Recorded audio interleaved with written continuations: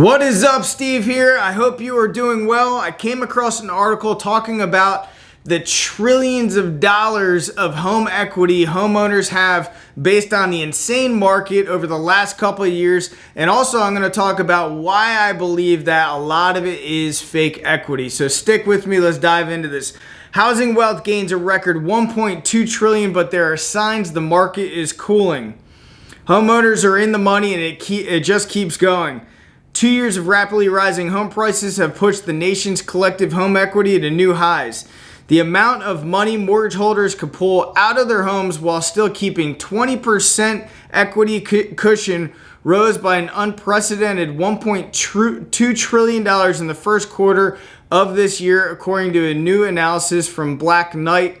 And also, I think that's good that they actually put in 20% equity because you guys can avoid PMI and private mortgage insurance if you're able to show that you have the 20% equity in on it. So check with your lender actually if you guys put less than 20% down to see if you guys can actually eliminate private mortgage insurance.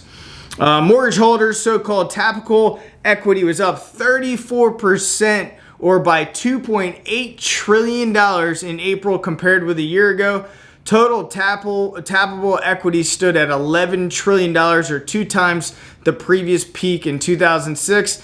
Tappable equity is largely held by high credit borrowers with low mortgage rates. Nearly 3/4 of Nearly 3/4 of those borrowers have rates below 4%.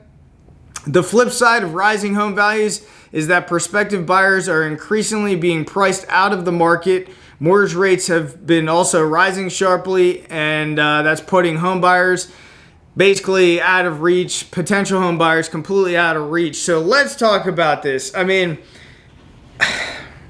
for one thing, I think that the equity position is an unrealized gain. I think that just like the stock market, for example, and crypto and everything else, a lot of people think that their net worth or whatever based on their position in the stock market or crypto market was, say, $1 million, and then all of a sudden they lost 40% or 60% of their crypto, and now they're down to 400,000. Now that equity position wasn't a realized gain because it wasn't a sellable event if they kept it. And it's the same thing that's true with real estate. If your equity position, let's say it's $100,000, if you sold today after all closing costs, remember there's closing costs on the back end, and you have, let's say you're going to net $100,000 if you sold the property today, then yes, then it's a realized gain. But the problem is a lot of people are not selling their properties because they are locked into very low interest rates. So it's almost a false sense of, I call it fake equity, because it's a false sense of net worth, in my opinion, because I think that property values will go down based on more inventory coming to market and the lagging of, or not the lagging of, but mortgage rates just increasing. I think they're going to continue to increase. I think we're going to see 6.5%, maybe even 7% coming into Q1 of next year, assuming the Fed keeps moving forward with increasing the Fed rate and also tightening, or quantitative tightening as well, not buying any more mortgage-backed securities. So a lot is to be said on that, and now it's the question is, what do you do? If you've been following this channel for a bit, I told you I sold my primary residence, a beautiful 3-bed, 2-bath condo on the Gulf of Mexico. I love it there. We're actually doing a lease back, so we still are living there for the time being.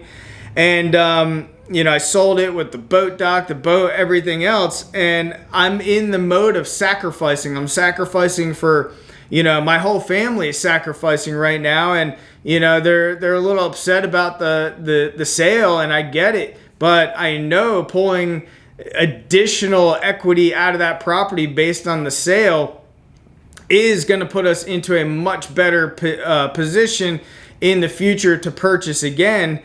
Just having the cash ready to go to really buy any kind of distressed assets in the future. So that's my personal situation. And now that is a realized gain because I sold the property, I took the profits, sitting in the bank, and we have that ready to go. So I know a lot of people, they're very comfortable. They're sitting on maybe a very large equity position, and especially if it's your primary residence and you've lived there for at least 2 years.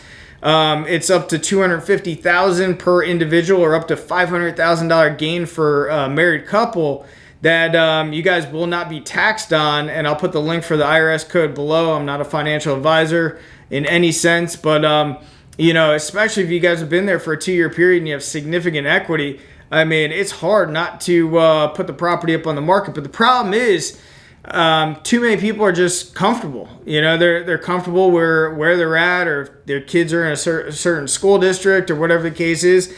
And right now I'm looking at it like, you got to get uncomfortable to really have a leveraged position in the future. So I highly recommend, if you guys are staying in your property, that's cool. But do your best to get out of consumer debt. Save as much money, because money on the sidelines, cash on the sidelines. I know there's people out there talking cash is trash, but coming into a recession, which I think we're headed toward based on a lot of analysis that's out there, having cash on the sidelines is going to be extremely beneficial. And also keeping good credit. Make sure that your credit is phenomenal, because there's going to be a lot of banks wanting to lend in the future, but they're only going to lend it to people with that have assets, money in the bank, and good credit. And if you're that person, you're going to be able to take advantage of the future housing market.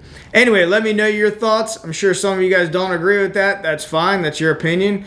But I'm getting prepared for it, and I appreciate you guys watching this video today. Thanks a lot for being here.